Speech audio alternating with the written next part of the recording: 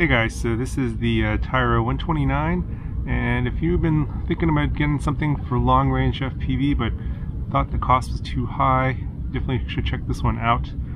It is a kit, you have to build it, but it's pretty easy, and I'll have all the videos to help you put this together and set it up. Obviously for long range you need GPS, and it has GPS rescue setup as well. It's an incredible value at $129. There was another 7-inch pre-built drone, was about $300, so it's less than half. Of course, you do have to put it together. I have broken up this video into several shorter videos so that you guys can go over each video one by one to get this set up and get ready for your first long-range FPV flight. Yeah, at $129, if you lose this in the mountains somewhere, not a big deal. So that's why I think this is a good one if you want to get started in it and try it out. So anyway, there's going to be a link down in the description to the playlist to all the rest of the videos in case you missed the previous ones or the ones that are coming later, so you can get the complete picture on how to put this together and do your first long-range FPV flight for very, very little cost.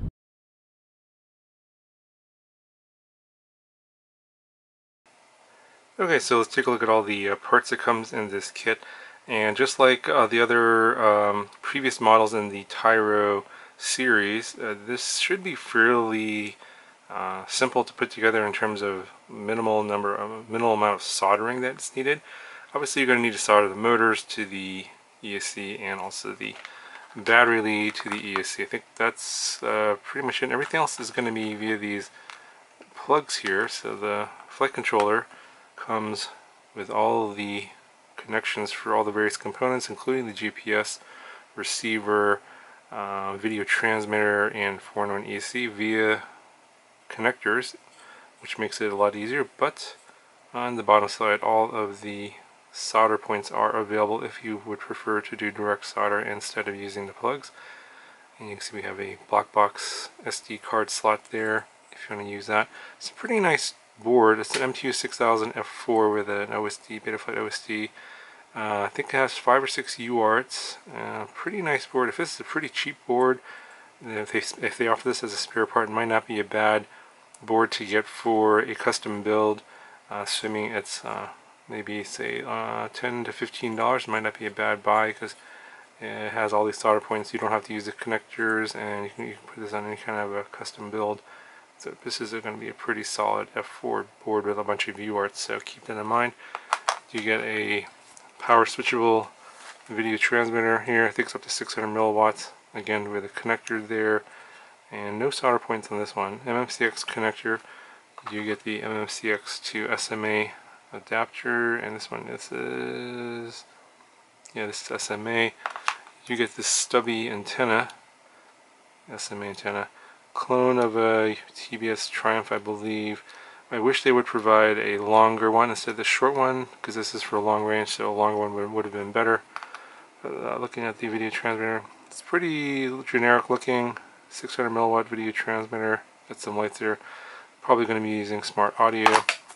And let's see if we look at the pinouts here. You got data, video, 5 volts out for the camera, ground, and 7 to 24 volts. That is the input power. So it's an XF5804. That's what the model is. So basically, like all the other Tyro series, you got a frame. Now this is a 7-inch frame, and of course they do include props as well. 7-inch Dow Cyclone T7056C props. Yeah, so pretty much everything you need is going to be here to get you in there, except for the battery. And you can get the GoPro TPU mount here for a Session 5 if you happen to have one of those, or RunCam 5, that will fit that as well. The frame here, you got some 5mm arms, pretty thick, and pretty standard frame. So you got a bottom plate here, sandwich plate to sandwich the arms. That's what's going to hold the arms to the frame, and then you have a top plate here.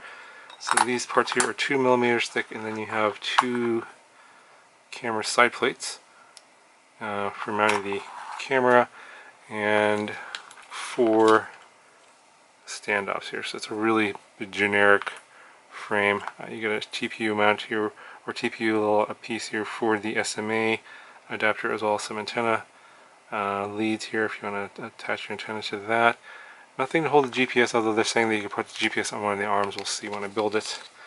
Get a set of zip ties for zipping things down, securing things, and you get a battery protector for the bottom, since this is going to be a bottom-mounted battery style drone. So I might use this if the batteries are pretty big.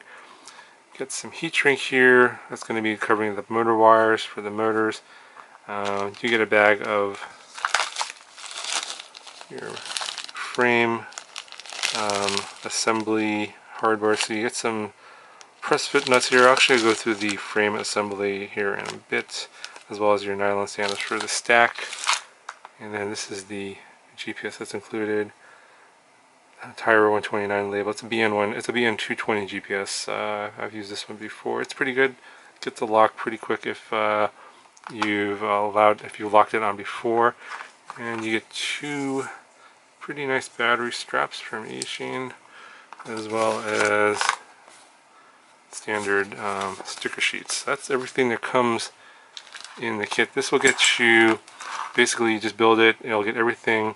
I don't think you'll need any extra parts in terms of the build, and then you just need a battery.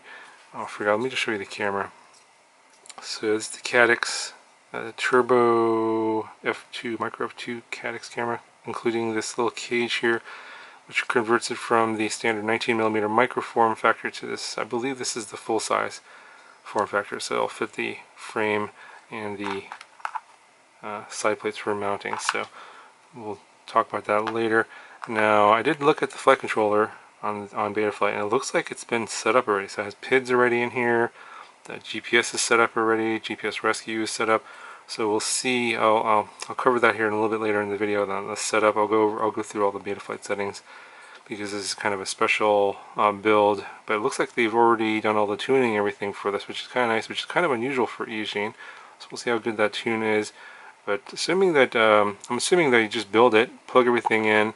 As I said, you have to just solder the battery lead and the motor wires. I believe that's it for the soldering. Everything's plug and play, and you ought to be able to go and fly at that point. You just have to obviously need a receiver.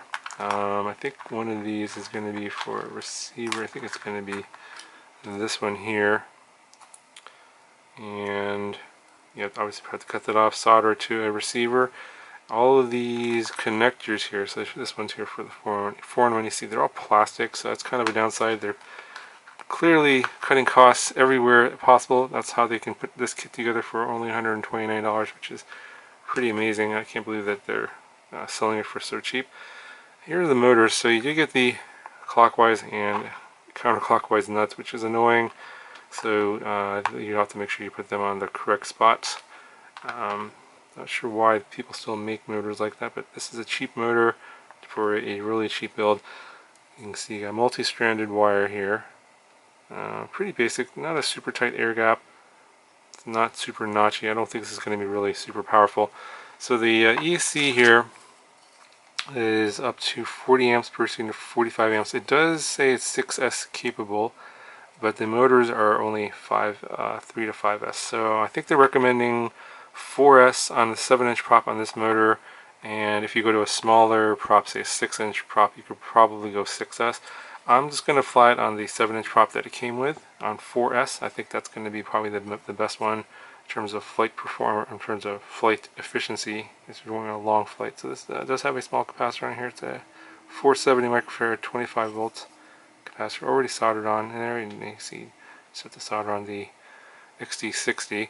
The flight controller, I believe, is also 2 to 6S, but yeah, so it is 6S capable, but not with this motor here. This is a 2507 1800 kV. The kV is probably too high for 6S on a 7-inch prop. Maybe this motor on a 6-inch or 5-inch prop will be fine on 6S, but for this kV on 7-inch, they're recommending 4S, so make sure you only fly 4S on the 7-inch prop. But pretty standard motor, nothing too fancy about it. It looks really basic. Yeah, bearings seem okay, not super smooth or extraordinary. It does feel somewhat balanced, but we'll see. And then we have these plastic wires, again like the rest of the Tyro series, again very cheap. They're keeping the cost as low as possible, and as far as I know this is cut to the right length already, so you should be able to just mount the motor and then solder to the ESC and then zip tie it down. Again, but with the plastic wire it is kind of difficult to work with, so keep that in mind.